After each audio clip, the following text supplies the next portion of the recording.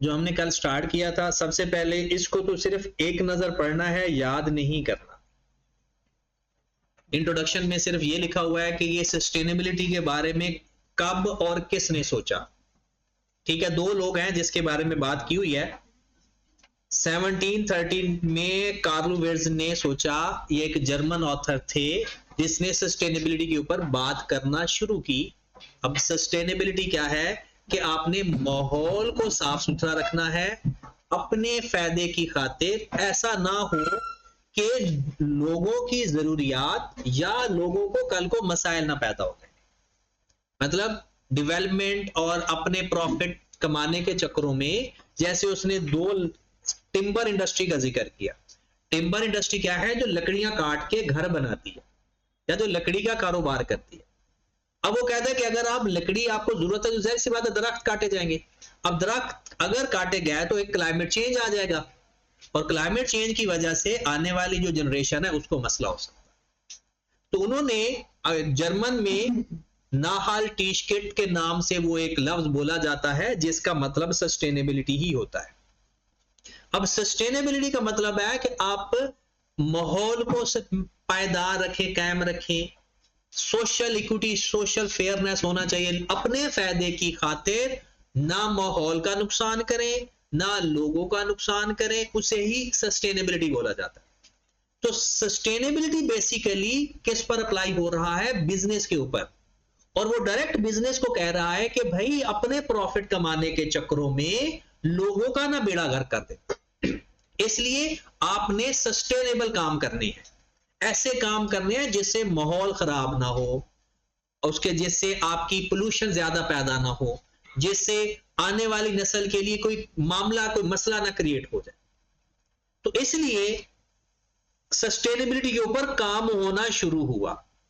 तो सस्टेनेबिलिटी का जो सादा सी डेफिनेशन है, इसमें दो डेफिनेशन का मिक्सचर है। जो सबसे जो सादा डेफिनेशन है वो यही है कि आप लोग अपनी प्रेजेंट नीड पूरी जरूर करो, but without the compromising need of the future generation. कि जो फ्यूचर जनरेशन की, जैसे सपोज दैट पानी के बारे में कहते हैं जी पानी खत्म हो रहा है या पानी कम हो रहा है, साफ पानी। अब इससे फ्यूचर जनरेशन को क्या मसला आएगा? ऑब्वियसली साफ पानी नहीं मिलेगा। दरख्त काट के आप हाउसिंग सोसाइटीज बनाते जाओ या जो भी करते जाओ, उससे फ्यूचर जनरेशन में क्या फर्क आएगा? एक बहुत बड़ा टेम्परेचर का फेस करना पड़ेगा उन्हें, कि टेम्परेचर इतना ज्यादा बढ़ जाएगा। तो कोई भी अगर आपने काम करना है ना तो सस्टेनेबल करना है। अब हमारा क्या काम उसमें? हम as a chartered accountant, as a auditor, हम क्यों पढ़ रहे हैं सस्टेनेबिलिटी रिपोर्टिंग? पहली बात तो यह है कि गवर्नमेंट ने यह कह दिया है कि आप लोगों ने जितनी भी बिजनेस या कंपनीज हैं उन्होंने अपनी बुक्स के अंदर, अपनी फाइनेंशियल स्टेटमेंट के अंदर सस्टेनेबिलिटी के बारे में सारी बातें लिखनी है, डिस्क्लोज करनी है कि आप माहौल को साफ सुथरा रखने में क्या किरदार अदा कर रहे हो, आप लोगों की सोशल लाइफ के लिए क्या किरदार अदा कर रहे हो, और आपने अपनी इकोनॉमी या इकोनॉमी के लिए क्या प्रॉस्पेरिटी आपने सेट की हुई है। ये कहां लिखा जाएगा? अब जहां एसओसीआई और एसओएफपी होती है, फाइनेंशियल स्टेटमेंट के अंदर वो सारी बातें लिखेगा। अब अगर वो सारी बातें लिख देगा तो उसमें एक डर होगा। वो डर क्या है? उस डर को बोलते हैं ग्रीन वॉशिंग। क्या बोलते हैं? Green washing. अब ये ग्रीन वॉशिंग क्या चीज है? ग्रीन वॉशिंग का मतलब है कि क्या ऐसा हो सकता है कि जो उसने लिखा हो वो गलत हो? वो कहेगा हाँ हमने ना दरख्त लगवा रहे हैं, या वो कहेगा हम दरख्त काट नहीं रहे, एक्चुअल में वो काट रहे हूं। हो सकता है वो लेबर को, अपने जो उनके पास काम कर रहे हैं लोग, उनको मिनिमम वेजेस से कम दे रहे हूं, लेकिन अपनी रिपोर्ट में लिख दो कि हम फेयर वेजेस दे रहे हैं। इसका मतलब ये भी एक प्रॉब्लम हो सकता है। तो फिर ये कौन चेक करेगा? ऑडिटर चेक करेगा। ऑडिटर उनके सारे क्लेम्स पढ़ेगा और फिर उनको वेरीफाई करेगा क्या वाकई ये इनके ऊपर काम भी कर रहे हैं या नहीं। तो वो डिस्क्लोज करेंगे चीजें। और हम क्यों पढ़ेंगे डिस्क्लोजर? हमें यह पता होनी चाहिए कि ये कंपनी इस रेलिवेंट इशू में कौन कौन सी बातें डिस्क्लोज करना जरूरी है। पहले वो चेक करेंगे कि डिस्क्लोज की हुई है या नहीं की हुई, और फिर उसको वेरीफाई कर लेंगे कि सही भी है या। तो ग्रीन वॉशिंग का बेसिकली मतलब होता है, पेपर में ये 2 नंबर का सवाल आ सकता है, एमसीक्यूज में आ सकता है कि ग्रीन वॉशिंग का मतलब बताओ। ग्रीन वॉशिंग का मतलब है कि जो कंपनीज क्लेम कर रही है सस्टेनेबिलिटी कंप्लाई करने की या सस्टेनेबिलिटी प्रैक्टिस की, तो एक्चुअल में वो प्रैक्टिस में ना हो, झूठ बोल रहे हो कि हम सस्टेनेबिलिटी पे काम कर रहे हैं, उसे ग्रीन वॉशिंग बोलते हैं। ये लफ्ज आएगा हमारे आगे पढ़ने में आएगा, तो लिखने की जरूरत नहीं। अब पहली बात तो यह है कि सस्टेनेबिलिटी की डेफिनेशन में यही लिखा हुआ है कि meets the needs of the present without compromising the future generation to meet their own needs. फिर इसके ऊपर क्रिटिसाइज करवाया गया, ये पेपर में 2 से 4 नंबर का सवाल कभी जिंदगी में आ सकता है या एमसीक्यूज में आ सकता है। उसने कहा 4 बातें जो आपने डेफिनेशन डिफाइन तो कर दी हैं, अब ये बताओ कि जो प्रेजेंट नीड है वो कौन कौन सी है। अब किस नीड की बात कर रहे हो, हर बंदे की अपनी नीड है। फिर जो फ्यूचर नीड की आपने बात किया वो कैसे डिफाइन करोगे। फिर आपने फ्यूचर की बात किया, कौन से फ्यूचर की बात कर रहे हो, आने वाले 10 सालों की बात कर रहे हो, आने वाले 50 सालों की बात कर रहे हो, या आने वाले 100 सालों की बात कर रहे हो। और नीड को डिफाइन कौन करेगा। कहते ये प्रॉब्लम है इस डेफिनेशन के। What are the needs of the present, how can we know needs of the future generation, what time frame should we consider, और who define the need। ये इस डेफिनेशन की क्रिटिसिज्म किया हुआ है कि अगर पेपर में ये बहुत मुश्किल है कि ये सवाल आए। फिर एक और डेफिनेशन है 97 के अंदर, वो कहता है कि बेसिकली जो इन तीनों चीजों की बात कर रहा है ना, समझो वो सस्टेनेबिलिटी की बात कर रहा है। वो कहता है he argued that the sustainability involve balancing 3 areas. कौन कौन से, economic prosperity, environmental protection, social equity. Economic prosperity का मतलब है लोग अपनी जो जरूरियात जिंदगी हैं या जो कमा रहे हैं वो फेयर है, कोई किसी किस्म का प्रॉब्लम नहीं आ रहा, कोई रिश्वत नहीं हो रही, कोई इस तरह के मामला नहीं है, हर बंदे को बराबर चांसेस मिल रहे हैं। एनवायरमेंटल प्रोटेक्शन का तो मतलब सबसे पहले क्या आता है, जंगलात, कि हम दरख्त ज्यादा से ज्यादा लगाएं, कम काटें, तो और आलूदगी, पानी को खराब करना, ये भी एनवायरमेंटल इशू में आ जाए। सोशल इक्विटी में क्या होता है, हर बंदे को बराबर चांसेस मिलने चाहिए हर मामला, किसी को किसी बेस के ऊपर, जैसे हम कहते हैं ना, वो रेफरेंस बेस नहीं होना चाहिए। इक्विटी का ये मतलब है। फिर उसके बाद हमने 2 बातें पढ़ी थी कि एक स्ट्रॉन्ग सस्टेनेबिलिटी होता है और एक वीक सस्टेनेबिलिटी का समझ लगी कि हम पढ़ने क्या जा रहे हैं। बिजनेस को कह रहा है, स्टैंडर्ड कह रहे हैं कि भाई आपने अपना प्रॉफिट कमाओ, हमें कोई मसला नहीं है, लेकिन इस तरह से कमाओ कि सस्टेनेबिलिटी प्रैक्टिस भी हो, इतनी आलूदगी ना हो कि सांस लेना मुश्किल हो जाए, इतने दरख्त ना काट दो कि कल को टेम्परेचर कंट्रोल ही ना हो, लोगों को इक्वल चांसेस दो, जान पहचान वालों को पहले और बाकी बाद में नहीं, कोई स्टैंडर्ड के तरीके से चलो। तो स्ट्रॉन्ग और वीक का मतलब क्या होता है कि आप लोग सस्टेनेबिलिटी प्रैक्टिस करो, अगर सस्टेनेबिलिटी प्रैक्टिस कर रहे हो विद नेचुरल कैपिटल, उसे हम बोलेंगे स्ट्रॉन्ग सस्टेनेबिलिटी। और अगर आप उसको ह्यूमन कैपिटल से कर रहे हो, ह्यूमन टेक्नोलॉजी से, ह्यूमन इंफ्रास्ट्रक्चर से, तो उसे क्या बोलेंगे, वीक सस्टेनेबिलिटी। मतलब आप इलाज तो कर रहे हो, मिसाल के तौर पर एक कंपनी है, वहां से ना स्मोक बहुत ज्यादा है, अब उस स्मोक को उसने खत्म करना है, या तो वो ना वहां पर इर्द गिर्द काफी सारे दरख्त लगा दे, उससे काफी फायदा हो जाएगा। दूसरा केमिकल मिलता है जो उसका जो इफेक्ट होता है ना वो खत्म कर देता है, कम कर देता है, मतलब जो उससे बीमारियां वगैरह या कुछ इस तरह से होता है तो वो उस केमिकल से ना कम हो जाती है। अब 2 तरीके हैं उसका इफेक्ट कम करने के, एक दरख्त लगा दो और दूसरा उस केमिकल का इस्तेमाल कर लो। जो केमिकल का इस्तेमाल है ये नेचुरल है या ह्यूमन डेवलपमेंट है, तो ये वीक सस्टेनेबिलिटी है। और दूसरा दरख्त लगा देना, जो सबसे मैं अच्छी एग्जांपल देता हूं तो ये शुगर वाली, कि शुगर के मरीज को ये कह दो कि ये गोली खा ले, तेरा शुगर कंट्रोल हो जाएगा, और या उसको ये कह दो कि यार आपने रोजाना 15 से 20 मिनट ना वॉक करनी है। अब दोनों ही इलाज है, तो एक है स्ट्रॉन्ग, एक है वीक। तो जो नेचुरल इलाज है वो स्ट्रॉन्ग और जो ह्यूमन है वो वीक। तो यहां डेफिनेशन में देख ले, Strong sustainability, it assumed that natural resources such as clean air and water and thus must be preserved at all cost. इसका मतलब तो ये कि इन चीजों को आपने हमेशा कायम रखना है, साफ पानी, साफ हवा, ये चीजें इस्तेमाल होनी चाहिए। और वीक में क्या आता है, it suggest that natural capital can be substituted by human made capital such as technology, infrastructure, allowing some flexibility as long as overall being is maintained। ये एग्जांपल से आपको क्लियर होगा। कहता है कि आप लोगों ने पानी के जाया होने से बचाना है। एक नहर है पानी की, बचाना है कि पानी जाया ना हो। तो इसके दो तरीके हैं कि आपके नहर के इर्द गिर्द दरख्त लगा दे, जिसको टेक्निकल लैंग्वेज में कहते हैं ओल्ड ग्रोथ मैनग्रूव। और दूसरा तरीकाकार क्या है कि आप पानी के इर्द गिर्द कंक्रीट के साथ वो दीवारें बना दें, उसकी जो नहर की हैं साइडें बना दें।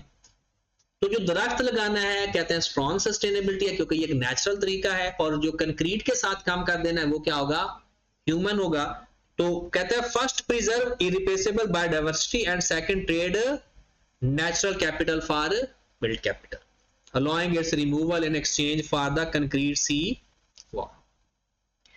अगर हम यहां से देखें ना, जो इतना पेपर है ये एमसीक्यूज तक का है, जो पहले आ सकता है ना एमसीक्यूज में आ सकता है, या मैक्सिमम 2-1 नंबर की सस्टेनेबिलिटी डेवलपमेंट की डेफिनेशन आ जाए और स्ट्रांग और उसके बारे में पूछ ले। बाकी पेपर में आने वाला कुछ नहीं। पेपर के आने वाला, अगर इसके टोटल फेज हैं 4 फेजेस में इसको डिवाइड किया गया। फर्स्ट फेज आज हमारा खत्म हो जाता है। जो फर्स्ट फेज में अगर सवाल आ सकता है ना, वो ये इंपोर्टेंस से आ सकता है।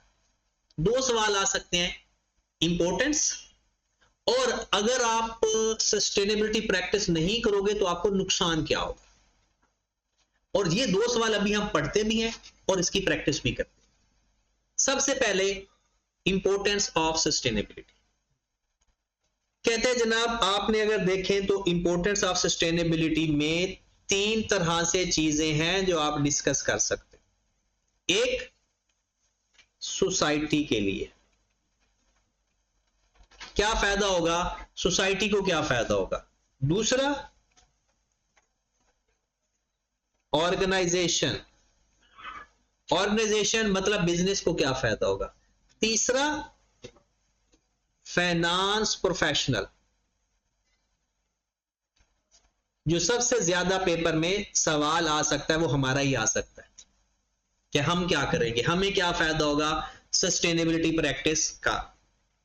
तो पहले तो सोसाइटी में देखेंगे। सोसाइटी में हम वो 3 बातें लिख देंगे कि अगर सस्टेनेबिलिटी प्रैक्टिस एक मुल्क में एक जगह पे हो रही है, एक बिजनेस में हो रही है, तो उससे एनवायरमेंटल में बैलेंस चीजें हो जाएंगी, एनवायरमेंटल चीजें बैलेंस हो जाएंगी, फिर सोशल चीजें बैलेंस हो जाएंगी और इकोनॉमिकली चीजें भी बैलेंस हो जाएंगी। सोसाइटी को क्या फायदा होगा कि अगर वो इस प्रैक्टिस में आते हैं या जिस जगह काम कर रहे हैं वहां सस्टेनेबल प्रैक्टिस हो रही है, तो फायदे क्या होंगे, वहां का एनवायरनमेंट बैलेंस हो जाएगा, वहां का इक्विटी जस्टिस, इक्विटी फेयरनेस पे काम हो रहा होगा, वहां पर जो इकोनॉमिकल चीजें होंगी वो भी सही चल रही होंगी, लोगों का जो कुव्वत खरीद है, लोगों की जॉब्स, ये भी सब सही होगा। Sustainability play a crucial role in ensuring the well-being society because it keeps a balance in the environment, promotes social justice and equity, provides economic prosperity। ये है सोसाइटी के लिए इंपॉर्टेंस। पहले क्या लिखना है कि sustainability play a key role in the society for well being of the society. फिर आगे it keeps the balance between environment, यानी promote the social fairness and justice और प्रोवाइड्स फॉर इकोनॉमिक प्रॉस्पेरिटी। फिर वो कहेगा ऑर्गेनाइजेशन के लिए, वो तो सबसे कि जो ऑर्गेनाइजेशन यानी सस्टेनेबिलिटी प्रैक्टिस कर रही है उसके बाद बाकी कंपनी के लिए बाकी कंपनी की निस्बत क्या होगा, कंपेटिटिव एडवांटेज। और कंपेटिटिव एडवांटेज क्या कहता है कि कंपेटिटर की निस्बत उसको ये एडवांटेज है, वो अपनी रेप्यूट या गुडविल इंप्रूव कर सकते हैं। अब गुडविल से जाहिर सी बात है, जहां पर हमें ये पता चले कि यहां पर लोग, एनवायरमेंट, सब चीजों को मद्देनजर रखा जा रहा है, तो वो ऑर्गेनाइजेशन बाकी ऑर्गेनाइजेशन की निस्बत पहले आ जाती है। Organization that take positive action and publicize their initiative can achieve competitive advantage।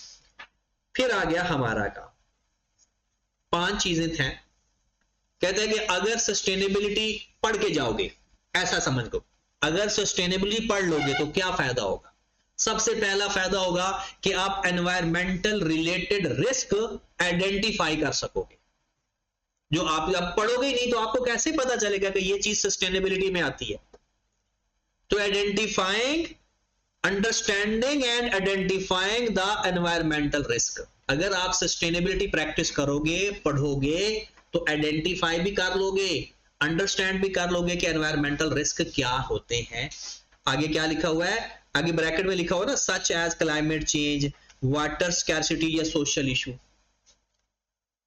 अब देखिए, आप खुद बताएं, अगर इन केस आप एक कंपनी को ऑडिट करने जा रहे हो और आप ऑडिट करके ओके करके आ रहे हो, और ऑडिट के दौरान ना आपको पता चला कि फ्रांस के अंदर ना कोई इस्लाम के खिलाफ बात हुई है और बहुत बड़ी क्रिटिकल है।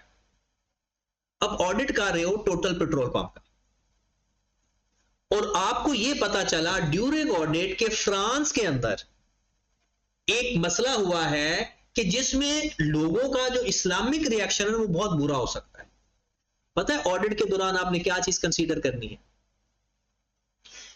अब टोटल पेट्रोल पंप फ्रांस की ब्रांच है, और इससे होगा क्या, लोगों ने आग लगाना शुरू कर देनी है, और ये रिस्क अवेलेबल होगा कि ये रिस्क आ जाएगा कि लोगों का सोसाइटी की तरफ से रिएक्शन आ सकता है।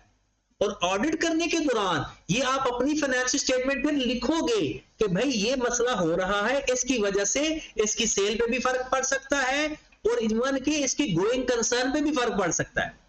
ये ऑडिटर का काम है। जैसे अभी इसराइल का मसला शुरू हुआ था, जब, अभी तो इतना ज्यादा नहीं है जब से वो ईरान के साथ लड़ रहा है, जब वो गाजा के ऊपर कर रहा था तो लोग आए दिन क्या प्रमोट कर रहे थे भला, कि इसराइल की प्रोडक्ट का बाइकआउट करो। उससे क्या फर्क पड़ रहा था भला, उसकी जो सेल्स है, उसका जो रेवेन्यू है वो दिन ब दिन कम हो रहा था। इवन के ये सच में बहुत बड़ा फर्क पड़ा है उनकी सेल को। ये गोरमे, ये नेक्स्ट कोला, ये कब प्रमोट हुए हैं? पहले तो उसको कोई जानता ही नहीं था, उसको 2 नंबर ड्रिंक समझा जाता था, लेकिन जिस दिन से ये बात शुरू हुई थी लोगों ने उसको पीना छोड़ दिया। और अगर आप उनके ऑडिटर हो तो क्या आप ये चीज बताओगे नहीं लोगों को, शेयर होल्डर को, कि भाई ये चीजें हो रही हैं, इससे आपका फर्क पड़ सकता है। पहले तो आप ये कहोगे उनको, मैनेजमेंट को, कि भाई ये बातें लिखो अपनी फाइनेंशियल स्टेटमेंट के अंदर, अगर नहीं लिखोगे तो काम खराब होगा। तो ये सारा क्यों हुआ? सस्टेनेबिलिटी आने का मकसद ही यही है कि सोशल रिएक्शन देखो और साथ एनवायरमेंटल चेंजेस देखो। तो अगर हम सस्टेनेबिलिटी प्रैक्टिस नहीं करेंगे तो ये पहले वाली बात हमसे होनी है क्या, इसका क्या, क्योंकि फायदा है ना सस्टेनेबिलिटी पढ़ने का, understanding and identifying the environmental risk. आगे क्या बात कर रहे हैं, such as climate change, water या सोशल इशू। ये सोशल इशू कौन सी बात है? यही बातें जो लोग रिएक्ट करते हैं सोसाइटी के। enables finance professional to better assess the risk and return on investment। कहता है अगर सस्टेनेबिलिटी पढ़ लोगे तो वो हमें, उस प्रोफेशनल को इस काबिल बनाती है कि वो ये बता सकेगा कि भाई रिटर्न ऑन इन्वेस्टमेंट कम या ज्यादा हो सकती है, या रिस्क असेस करने में भी उसको मदद मिलेगी। और अगर उसको पता ही नहीं है सस्टेनेबिलिटी क्या होता है तो इसका फायदा नहीं है।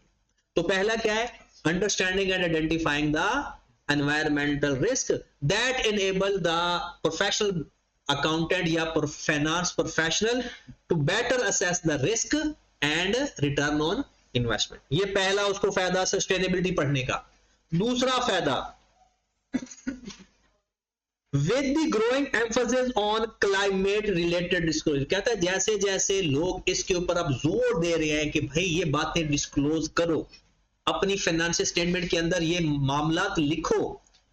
Finance professional not only ensure that accurate reporting of climate risk and sustainability related कहता है सिर्फ इतना ही नहीं, प्रोफेशनल ने सिर्फ इतना ही नहीं बताना कि जी हाँ क्लाइमेट रिलेटेड रिस्क के डिस्क्लोजर दिए हुए हैं, बल्कि but also play a key role in sustainability reporting. उसने ये सिखाना भी है कि आपने कौन कौन सी बातें डिस्क्लोज करनी है, कैसे डिस्क्लोज करनी है। वो फिर फाइनेंशियल स्टेटमेंट के अंदर वो डिस्क्लोज हो जाएंगी तो फिर जो भी इन्वेस्टर पढ़ेगा उसको पता चल जाएगा। तो ये हमारा दूसरा फायदा हो गया कि कहते हैं कि ये जो सस्टेनेबिलिटी है ये फाइनेंस प्रोफेशनल को एक तो ये बनाती है ना कि वो एक्यूरेट रिपोर्टिंग बना रही है, बल्कि उसका एक बड़ा इंपॉर्टेंट रोल है कि उसने सस्टेनेबिलिटी रिपोर्टिंग भी करनी है या करवानी। दूसरा फायदा। तीसरा, capital allocation towards low carbon project, green bonds, sustainability linked loans. अब इसका क्या मतलब है? कहते हैं अगर आप कैपिटल एलोकेट करोगे या इसका यानी अपना सस्टेनेबिलिटी रिलेटेड लोन लोगे तो आप लोगों को कम इंटरेस्ट के ऊपर लोन मिलेगा और हो सकता है इंटरेस्ट फ्री भी मिले। अभी भी आपको ये पता शायद आइडिया होगा, शायद टैक्स के अंदर थोड़ा सा पढ़ा भी हो कि ये जो ई व्हीकल्स हैं इसके ऊपर कम टैक्स है। ई व्हीकल के ऊपर कम टैक्स है। और उसके बाद जो सोलर के ऊपर अपने प्रोजेक्ट कर रहे हैं उस पर भी कम टैक्स है। अभी कल मैंने एक पढ़ रहा था, आपके सवालों में ही है कि 2022 या 20 के अंदर ये जो टेक्सटाइल इंडस्ट्री है ना, इनके बहुत सारे लोगों ने जब देखा कि पाकिस्तान में ना बिजली के बिल बढ़ते जा रहे हैं तो हम बाहर कंपीट नहीं कर पा रहे, तो वो सोलर में शिफ्ट होना शुरू हो गए। जो बंदा सोलर पे शिफ्ट हो गया आज वो मजे में है, और जो सोलर पे शिफ्ट नहीं हुआ या तो उसका बिजनेस बंद है या वो रो रहा है, क्योंकि बिजली का बिल इतना ज्यादा आ रहा है। वो जितनी मर्जी हमें सब्सिडी दे दे फिर भी वो बिजली का बिल कंट्रोल नहीं, और वो 10 रुपए दे दे 15 रुपए दे ले, लेकिन सोलर की निस्बत फिर भी वो किस कंपैरेटिव एडवांटेज में है। तो कहते हैं जो कैपिटल एलोकेशन है ना, मतलब अगर आपने फाइनेंस से करनी है, अगर आप सस्टेनेबिलिटी प्रैक्टिस कर रहे हैं उसके लिए अगर आपने लोन लेना है तो आपको कम कीमत पे लोन मिल जाएगा, टैक्स भी कम पड़ेंगे।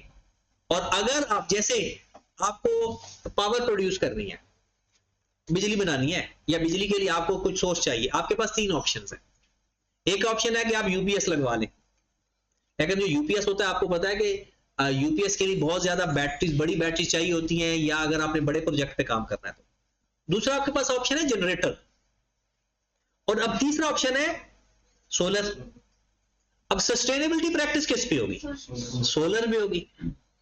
अब अगर आप सोलर के लिए लोन लेने के लिए अप्लाई करते हो तो गवर्नमेंट कहती है कि हम आपको इंटरेस्ट फ्री लोन देने के लिए तैयार है, गवर्नमेंट दे रही है सोलर के लिए। और अगर आप जनरेटर खरीदने के लिए लोन लेते हो तो गवर्नमेंट लेगी, इंटरेस्ट रेट लेगी। तो फिर कॉस्ट ऑफ कैपिटल किसके ऊपर कम है? सोलर के ऊपर या जनरेटर के ऊपर? अब ये पढ़े जरा, क्योंकि हम तो ऑडिटर है ना, हमने तो ऑडिट के पॉइंट ऑफ व्यू से सोचना है। कहता है जो capital allocation towards low carbon project, green bonds, green bonds कहते हैं सस्टेनेबिलिटी प्रैक्टिस करने के लिए अगर आप लोन लेना चाहते हैं उसे कहते हैं ग्रीन बॉन्ड्स, या sustainability link loan, lowering the entity weighted average cost of capital।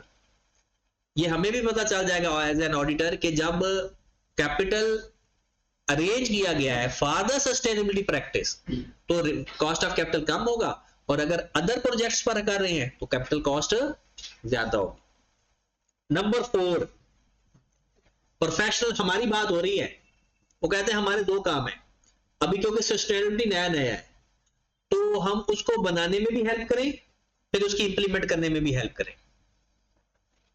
क्या लिखा हुआ है? They contribute to sustainability accounting standard board framework and implement environmental social and governance framework. They contribute to sustainability accounting standard board framework, यानी framework का मतलब होता है standard set करना, और फिर उनको इंप्लीमेंट करने में भी हमारा किरदार है। तो दे का मतलब ये हमारी बात हो रही है प्रोफेशनल्स की। They contribute to sustainability standard board framework and implement environment social and governance. ये तो हम पूरा पढ़ेंगे, ईएसजी पूरा फ्रेमवर्क हमने पढ़ना है इसी चैप्टर के अंदर। और लास्ट बात है professional are also responsible for planning, performing and reporting. किसके लिए? Sustainability assurance engagement. एक होती है ऑडिट एंगेजमेंट, जो नॉर्मल ऑडिट नहीं करते किसी कंपनी का, नॉर्मल हम ऑडिट करने के, हमें कोई काम मिले ना, यार मेरा ऑडिट कर दो, उसे बोलते हैं ऑडिट एंगेजमेंट। और अगर आपको ये कोई कहे कि यार मेरा ना सस्टेनेबिलिटी रिलेटेड काम तो चेक कर दो, तो उसे क्या बोलेंगे? Sustainability assurance engagement. तो 5 फायदे हो गए प्रोफेशनल्स के लिए। पहला फायदा identifying and understanding the environmental risk. दूसरा फायदा एक्यूरेट रिपोर्टिंग। तीसरा फायदा allocation of capital in case of green bond, sustainability related risk that reduce the weighted average cost of capital. They contribute to sustainability accounting standard and implement the ESG, environment, social and governance. Or they are also responsible for planning, performing and reporting related to sustainability assurance engagement. यहां तक हमने कल पढ़ा था। अब लिखा हुआ है risk of non sustainability business practices. और इस दफा क्योंकि जो लास्ट टाइम पेपर में सवाल आया है वो आखिरी पार्ट से है, 4 पार्ट हैं, हर दफा वो एक एक पार्ट से सवाल देगा। अब वो जो बाकी 3 पार्ट है वो अब इंपॉर्टेंट हो गए। अब ये पहला पार्ट, अभी ये लास्ट उसका कॉन्सेप्ट है। पहला लिखा हुआ है risk of non sustainability business practice. मतलब अगर आप में से कोई सस्टेनेबिलिटी प्रैक्टिस को नहीं देख रहा, आप कह दो जी प्रॉफिट आना चाहिए, छोड़े लोग कौन जिए कौन मरे। तो सबसे पहले sustainability is no longer choice, it become essential component of modern business. कहता है ये अब ऑप्शन नहीं रही, अब ये कंफर्म है। और रिपोर्टिंग कब तक कंफर्म है? आपको पता है रिपोर्टिंग देना अभी भी सही ने कि हर बिजनेस ने लाजमी रिपोर्ट देनी है। 30 जून 2026 को पहली दफा पाकिस्तान में नहीं पूरी दुनिया में रिपोर्ट जानी है, पहली रिपोर्ट जो, और वो भी सिर्फ बड़े बिजनेस। 26 जून 2027 को कुछ और बिजनेस उन्होंने ऐड कर देने हैं, और 26 जून 2027 को फिर ऑल ओवर द बिजनेस के ऊपर ये प्रैक्टिस वाजिब हो जाएगी कि वो सस्टेनेबिलिटी के डिस्क्लोजर देंगे, सारी बातें लिखेंगे कि उन किस चीज को वो अफेक्ट कर सकते हैं और उसको मैनेज करने के लिए उन्होंने क्या क्या किया हुआ है। तो सबसे पहला जो रिस्क है, एक बंदा, हम देखते हैं कि एक बंदा बिजनेस कर रहा है, उसकी फैक्ट्री से आलूदगी पैदा हो रही है, इसको दिमाग में रखकर काम करते हैं। फिर क्योंकि हमने तो काम एक कोई सिनेरियो बनाना पड़ेगा, एक फैक्ट्री है उसकी आलूदगी से मसाइल आ रहे हैं, अब हमने देखना है कि उसको क्या क्या मसला हो सकता है। सबसे पहला मसला बिजनेस रिस्क। अच्छा, बिजनेस रिस्क किसे कहते हैं? वो रिस्क, वो मसले जिससे आपके फायदा कम होगा, आपके प्रॉफिट को मसला हो सकता है, आपको कोई ना कोई प्रॉब्लम आ सकता है बिजनेस चलाने में। तो पहला स्ट्रेटेजिक एंड बिजनेस रिस्क। अगर आप अपने बिजनेस मॉडल के अंदर स्ट्रेटेजिक प्रैक्टिस इन्वॉल्व नहीं करते, आलूदगी बढ़ रही है, क्या आपके बिजनेस को कोई मसला हो सकता है? कहता है sustainability issues are changing industries, companies fail to predict such changes to adopt these changes may find their business models become obsolete. मतलब ऐसी स्ट्रेटजी जो आप चाहते हो कि इसमें सस्टेनेबिलिटी प्रैक्टिस को इग्नोर कर दो, तो कल को ये सारी स्ट्रेटजीज प्लानिंग खत्म हो जाएगी, कोई भी इसको नहीं मानेगा और बिजनेस के भी बंद होने का खतरा है। एक एग्जांपल उन्होंने लिखी हुई है, automobile companies are slow to adopt electric vehicle. तो कल को इनके साथ क्या मसला हो सकता है?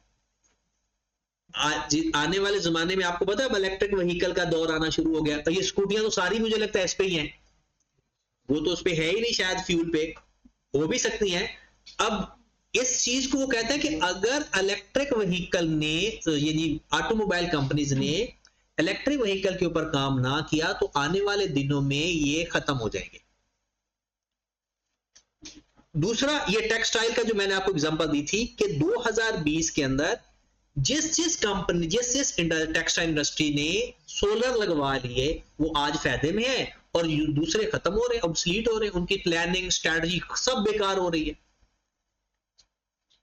उसके बाद है रेगुलेटरी एंड कंप्लायंस रिस्क। अभी उसी पे आ जाते हैं। अगर आपकी फैक्ट्री से आलूदगी पैदा हो रही है तो क्या उसके ऊपर कोई रेगुलेटरी या कंप्लायंस रिस्क आ सकता है?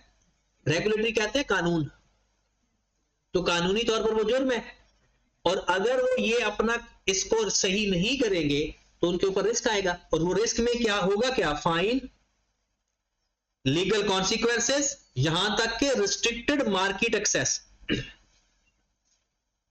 तो कहते हैं कि एक तो अगर आप सस्टेनेबिलिटी प्रैक्टिस नहीं करोगे, एक तो रिस्क होगा स्ट्रेटजी एंड बिजनेस रिस्क, दूसरा क्या होगा? Regulatory and compliance risk. Paper में ये हो सकता है। कहता है 2022 के अंदर ना एक कानून पास हुआ था कि सिगरेट बेचने वाले ने सिगरेट के पैकेट के ऊपर 60% हिस्से के ऊपर वो अजीब सी तस्वीरें बनानी है। आपने देखा होगा कि अगर आपके कोई इर्द गिर्द जान पहचान वाला सिगरेट ये नहीं पीता है तो वो उसके ऊपर ना उन्होंने वो कैंसर से रिलेटेड या कभी किसी का मुंह उसने उसका कैंसर का रिलेटेड उन्होंने तस्वीर बनाई हुई है। अगर वो कहते हैं कि जिसने नई तस्वीर बनाई या तो उनको बंद कर दिया या उनको हैवी जुर्माने हुए थे, लेकिन पीने वाले को कोई फर्क नहीं पड़ा। वो क्या लिखते हैं 2022 के अंदर उन्होंने कहा कि 60% front end back cigarette packet के ऊपर आप लोगों ने वो तस्वीर बनानी है। वो कहते हैं जिसने तो ये काम किया, बेसिकली वो एक प्रैक्टिस कर रहे थे कि शायद इससे लोग उनको नफरत हो जाए, या वो बड़ा पहले शुरू में अजीब अजीब सा लगता था लेकिन फिर आदत हो गई तो फिर उन्हें अजीब ही नहीं लगता। तो फिर वो ना दूसरे काम में चले गए ना। वो आजकल वो अपना स्टाइल भी समझते हैं, वो जो इलेक्ट्रॉनिक सिगरेट पे चले गए अब। उससे पता नहीं उन्हें कुछ ना कुछ तो होता ही होगा। वो सिग्नल अंदर चले जाते होंगे या कुछ ना कुछ, कोई फेसबुक भी अंदर चली जाती होगी क्योंकि सारा इलेक्ट्रॉनिक काम है ना। कहते हैं कि रेगुलेटरी और उस पर नहीं करेंगे तो बड़े हैवी फाइन और नॉन कंप्लायंस की वजह से उसको बंद भी किया जा सकता है। दो बातें हो गई। पहला कौन सा रिस्क था? स्ट्रेटजिक और बिजनेस। दूसरा कौन सा हो गया? तीसरा रेपुटेशनल रिस्क। ये तो जाहिर सी बात है, अगर वो सस्टेनेबिलिटी प्रैक्टिस नहीं करेंगे तो उनकी गुडविल खराब होगी, उनके शेयर होल्डर उसमें पैसा इन्वेस्ट ही नहीं करेंगे। अब आपने देखा कि इसराइल में से ना लोग निकल रहे हैं, इन्वेस्टर जो हैं। वैसे तो पहले वो एंटर ही नहीं होने देते थे, वो खुद सारी दुनिया में इन्वेस्टर थे। अगर थे तो अब इसराइल में पैसा इन्वेस्ट नहीं कर रहे। वजह क्या थी भला? क्योंकि उन्होंने जो जंगे और ये जो वो जो सोशल लाइफ लोगों की तबाह कर रहे, वहां पर लोग अब पैसा इन्वेस्ट नहीं कर रहे। वजह क्या थी? सिर्फ यही कि इन्वेस्टर जो होता है ना, वो चाहता है कि जिस बिजनेस में मैं इन्वेस्ट करूं ना, क्या वो चीजें पूरी भी कर रहा है या नहीं कर रहा। अगर सपोज दैट एक कंपनी है जो आलूदगी फैला रही है, आप उसमें पैसा इन्वेस्ट कर दो, कल उसके ऊपर रेगुलेटरी कोई फ्रेमवर्क लगे, वो कंपनी बंद हो जाए। सबसे पहले ये ईंटे वाले भट्ठे जो थे सर्दियों में बंद नहीं हो जाते। वजह क्या है? उसकी वजह से स्मोक फैलती है, तो इसलिए वो बंद कर देते। तो कहते हैं कि this risk occur due to repute damage when shareholder perceive that companies are not acting responsible towards sustainability. ये लफ्ज ग्रीन वॉशिंग का मैंने इसलिए बोल्ड किया है कि ये आपको अलग से पता होना चाहिए। ग्रीन वॉशिंग क्या है? Which occurs when companies, as it is definition लिख देना। Greenwashing which occurs when companies exaggerate their environmental effort but actually they are not contributing towards sustainability। जब वो ये एक्टिंग कर रही हैं कि हम सस्टेनेबिलिटी प्रैक्टिस कर रहे हैं, एक्चुअल में वो प्रैक्टिस, मिसाल के तौर पर इसकी, जैसे मैंने कहा था फेयर वेजेस, वो कहते हैं हम फेयर वेजेस दे रहे हैं। एक बंदा दरख्त काट रहा है, अब उसने क्या कहा, अपनी रिपोर्ट के अंदर लिखा कि मैंने ना डबल ट्रिपल टाइप दरख्त लगा दिए हैं, एक्चुअल में उन्होंने फॉरेस्ट मैनेजमेंट को पैसे दिए थे बस। तो ये भी ग्रीन वॉशिंग है। तो ग्रीन वॉशिंग क्या होता है कि वो क्लेम करते हैं कि हम सस्टेनेबिलिटी प्रैक्टिस कर रहे हैं, तो एक्चुअल में वो ऑपरेशनल रिस्क। ऑपरेशनल रिस्क में क्या किसे कहते हैं? बिजनेस चलाने में मसला आना। बिजनेस स्ट्रेटजिक रिस्क होता है प्लानिंग, और ऑपरेशनल क्या होता है? बिजनेस चलाने, बिजनेस बंद होने का खतरा होता है। अगर आप सस्टेनेबिलिटी डेवलपमेंट नहीं कर रहे तो आपको ऑपरेटिंग रिस्क भी आना शुरू हो जाएंगे। ऑपरेटिंग रिस्क का मतलब क्या है? हो सकता है सप्लायर आपको चीजें ना दे, और सप्लायर चीजें नहीं देगा, या आप ऐसे रिसोर्सेज इस्तेमाल कर रहे हैं जो कल को खत्म होने वाले हैं, तो कल को फिर आप लोगों का ऑपरेशन भी बंद हो जाएंगे सारे। तो ऑपरेशन रिस्क क्या होता है कि operation risk occur when sustainability event such climate change scarcity या required sources disruption supply chain can hinder operational efficiency and output of the. कहता अगर आपने सस्टेनेबिलिटी प्रैक्टिस ना की तो आने वाले दिनों में आप लोगों की ऑपरेटिंग एफिशिएंसी में भी मसला आ सकता है और आपकी आउटपुट भी सही से बनेगी। जाहिर सी बात, आपको सप्लायर को दे ही नहीं रहा। Last risk financial risk. Financial risk कौन सा होता है भला? लोन नहीं देगा कोई इन्वेस्टर इन्वेस्ट नहीं करेगा, वो कहते हैं, और आपको इतना ज्यादा ये फाइन पेनल्टीज भी पड़ सकती हैं उसकी वजह से। एक यहां पर एग्जांपल लिखी हुई है, एक था BP deep water horizon oil. ये बीपी का क्या मतलब है? ये ब्रिटिश पेट्रोलियम है, और ब्रिटिश पेट्रोलियम उस टाइम दुनिया में सबसे टॉप पे था। ये बात है 2010 की। अब करना क्या था, जैसे आजकल वो हॉर्मोज बंद हुआ है, अब नए हॉर्मोज क्या था, बीपी डीप वाटर ऑयल जो था, ये कहते हैं कि समंदर के अंदर ही ना ये उसका ना जो ऑयल था सारा गिर गया था। स्पिल का मतलब है वो उधर ही फैल गया था, खत्म हो गया, किसी वजह से कोई ऐसा मसला बना कि सारा ऑयल समंदर के अंदर ही, और उसकी वजह से billions of dollars in penalties and major losses in the shareholder value. मतलब उनके जो स्टॉक एक्सचेंज पे शेयर की वैल्यू है वो खत्म हो गई थी। हुआ ये था क्योंकि आपको पता है कि ये जो बड़े बड़े जिन्हीं शिप्स आ रहे होते हैं उसमें पता नहीं कितना ऑयल आ रहा होगा, वो सारे का सारा ही समंदर के अंदर खराब यानी फैल गया था। और कहते हैं कि पता नहीं कितना वहां का वो जो वाटर सिस्टम था वो सारा खराब हो गया था, क्योंकि वहां से फिशिंग मार्केट खत्म हो गई और पता नहीं क्या क्या बीमारियां पैदा होने के खतरे थे। तो उन्होंने उसको हैवी लॉसेस पर पेनल्टीज भी डाली और उनके जो शेयर की वैल्यू है वो भी खत्म हो गई, मतलब बहुत कम हो गई। तो ना ही आने वाले दिनों में कोई उनको लोन दे रहा था और ना ही कोई बंदा उसमें इन्वेस्ट कर रहा था, और जो इन्वेस्टर पहले थे उनके भी शेयर की वैल्यू गिर गई थी। तो ये भी कह रहा है कि अगर आपने इसके ऊपर प्रैक्टिस ना की सस्टेनेबिलिटी के ऊपर, तो आपको कोई लोन भी नहीं मिलना, और शेयर होल्डर में जो पहले हैं उनके शेयर की वैल्यू भी कम हो सकती है, और जो नया आने वाला शेयर होल्डर है वो भी आते हुए हिचकिचाएगा। तो ये 5 तरह के रिस्क हैं, एक दफा दोबारा देख लें। पहला रिस्क क्या था? स्ट्रेटजिक और बिजनेस रिस्क। दूसरा रिस्क क्या था? Reputational risk. तीसरा ऑपरेशनल। चौथा फाइनेंस रिस्क। पांचवा भी एक है रेगुलेटरी और कंप्लायंस रिस्क। अब अगली बात, आपको ये रट लोगे, ज्यादातर मेडिकल के लोग हो तो याद कर लेंगे, लेकिन याद करना काफी नहीं है, अंडरस्टैंडिंग ले। आपने इसमें से कौन सा कितना लिखना है ये बड़ा इंपॉर्टेंट है। मैंने फिर ये काम किया है कि मैंने कहा है कि जो पढ़ेंगे उसके साथ साथ पास पेपर करें, ताकि परेशानी हमें पता चलता जाए कि हमने इसको अपना अप्लाई कैसे करना है पेपर। जैसे इसका क्वेश्चन नंबर 1 तो सिंपल है, डिफाइन टर्म सस्टेनेबिलिटी डेवलपमेंट। लिख सकते हैं, sustainability development are the development that meets the present need without compromising the need of the future generation। बस। और अगर वो अगली 4 बातें लिख दो तो सोने पे सुहागा हो जाएगा, नहीं तो ओके खत्म। फिर वो कहता है also give one example of an industry in which sustainability development is of the particular importance along with the reason। क्या तुम एक एग्जांपल बताएं कि जिसने सस्टेनेबिलिटी प्रैक्टिस की हो और उसको फायदा हो। सिंपल सोलर की बात लिख लें कि अगर कोई बंदा सोलर एनर्जी पे जाएगा तो एक तो उसने रेगुलेटरी कंप्लायंस कर लेगा, वो आलूदगी नहीं पैदा होगी, और दूसरा उसको बचत भी होगी बिजली की। दूसरा सवाल में आपने सिंपल बताना क्या है, आंखें खोलें, अगर आपने पिछली बातें सुनी है ना, identify and explain the most immediate risk faced by the company। इस सिनेरियो को पढ़ना है, उसमें आइडेंटिफाई करना है कि उन रिस्क में से कौन से 5 रिस्क जो हमने पढ़े हैं, उसमें इसके अलावा भी कोई रिस्क आप कह सकते हो, वैसे खुद से भी क्रिएट कर सकते हो पेपर।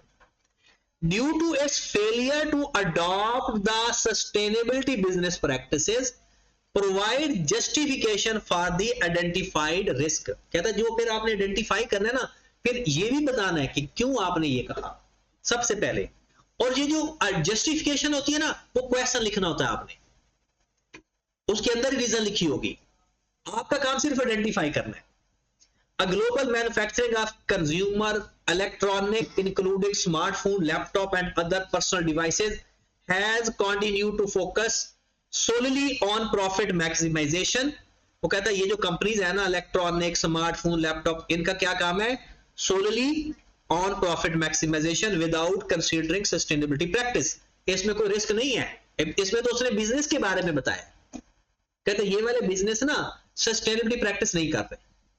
अब the organization has ignored emerging environmental regulation, failing to incorporate eco-friendly practice in its manufacturing process.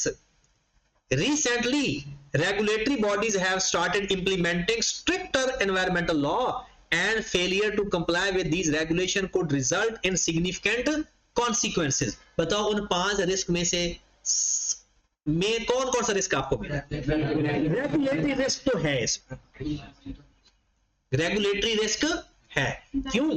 क्योंकि रेगुलेटरी रिस्क का साफ साफ लिखा हुआ है, recently regulatory body has started. अगर उसने तो प्रैक्टिस नहीं की, लिखा हुआ ऊपर विदाउट कंसीडरिंग सस्टेनेबिलिटी प्रैक्टिस। तो पहला रिस्क क्या हुआ? Regulatory and compliance risk. अब ये एज इट इज लाइन लिख दे, the organization ignore the environmental law, failing to incorporate eco friendly practice in its manufacturing process. ये आपने रीजन में लिखना है। एक रिस्क होगी, और एक और बताएं एनवायरमेंटल रिस्क। एनवायरमेंटल रिस्क से है तो नहीं क्या इसमें? तो 5 रिस्क के नाम लिखो। ऑपरेशनल रिस्क हो सकता है, हो सकता है कल को बैन कर दें। रेपुटेशनल रिस्क बड़ा अच्छा है, रेपुटेशनल रिस्क ज्यादा अच्छा है। तो इसमें अच्छा फाइनेंस रिस्क ना हम हर किसी में लिख सकते हैं वैसे, लेकिन इसमें इमीडिएट पता नहीं चल रहा। वो कहते हैं सिनेरियो में बताएं, इस सिनेरियो के पॉइंट ऑफ व्यू से आपने वो बताने हैं कि जो आपको लग रहा है कि ये रिस्क है, इमीडिएट है ना। Identify explain the most immediate risk. बाकी जो रिस्क बाद में आने हैं वो तो सारे ही आने हैं फिर। तो आई क्या आपने अपनी बुक में कौन कौन से लिखे रिस्क इसके अंदर? रेगुलेटरी रिस्क पहला, और आपने इस तरह से आपने हेडिंग देकर लिख लेना।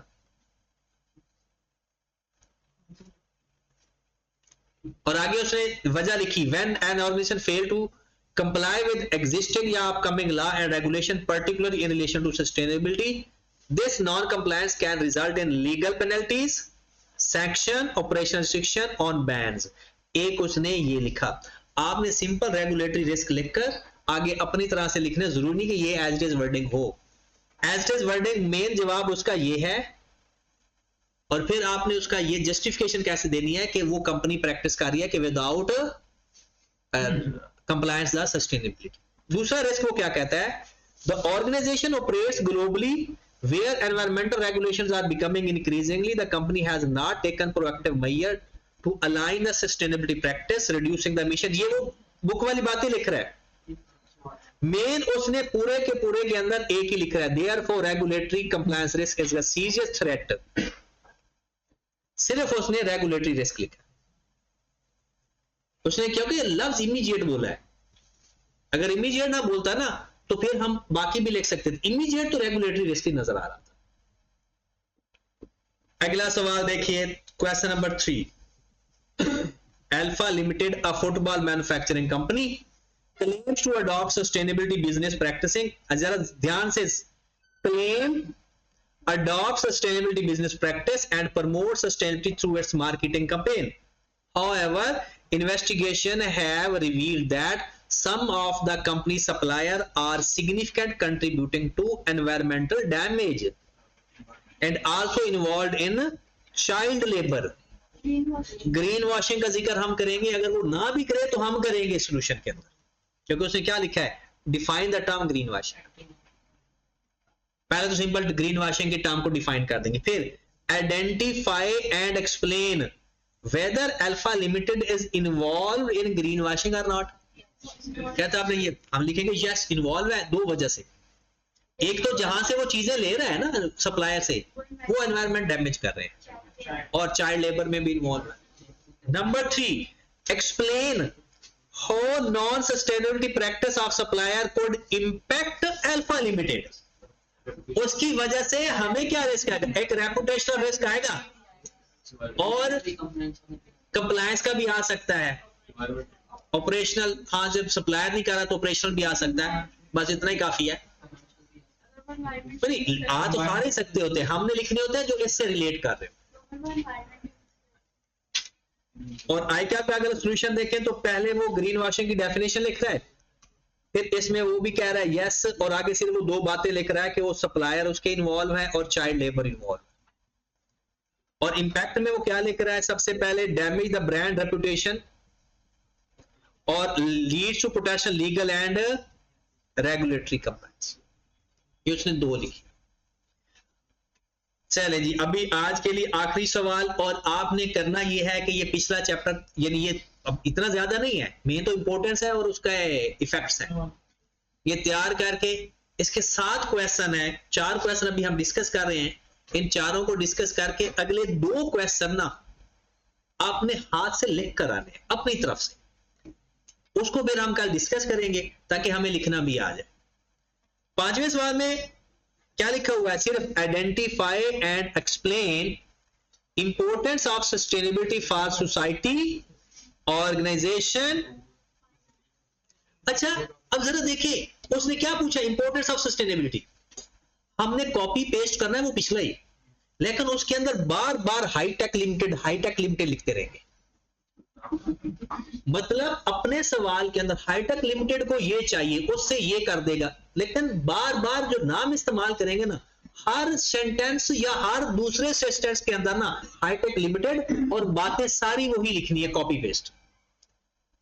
कहता है is a technology company has started adopting sustainability practice. कहता है क्या फायदा होगा उसको, हम वो लिख देंगे कि उसको जितने भी सोसाइटी के लिए क्या फायदा है, एनवायरमेंटल बैलेंस हो जाएगा, इक्विटी फेयरनेस होगा, वो सारी बातें। ऑर्गेनाइजेशन को क्या फायदा होगा, बाकियों की से उसको कंपैरेटिव एडवांटेज मिलेगा। प्रोफेशनल बिहेवियर, वो प्रोफेशनल अकाउंटेंट को क्या होगा या फाइनेंस प्रोफेशनल को क्या होगा, वो सारी बातें लिखनी है, लेकिन हर बात के साथ हाईटेक लिमिटेड लिखना है। 5वां क्वेश्चन और 6ठा क्वेश्चन, ये 2 क्वेश्चन आपने करके आने हैं। 7वां क्वेश्चन कल फिर हम मिलकर डिस्कस करेंगे, और इस तरह से ये हमारा एक फेज कंप्लीट हो गया सस्टेनेबिलिटी का। 1 है 2 है, नहीं यहां पर ना वो पॉइंट लिखे होते हैं, ये 1.3, ये 1 ही है। टोटल इसके 11 पॉइंट्स हैं, कुछ बड़े हैं कुछ छोटे हैं, तो इसमें सबसे एक बड़ों में से ना एक बड़ा ये फेज कंप्लीट हो गया।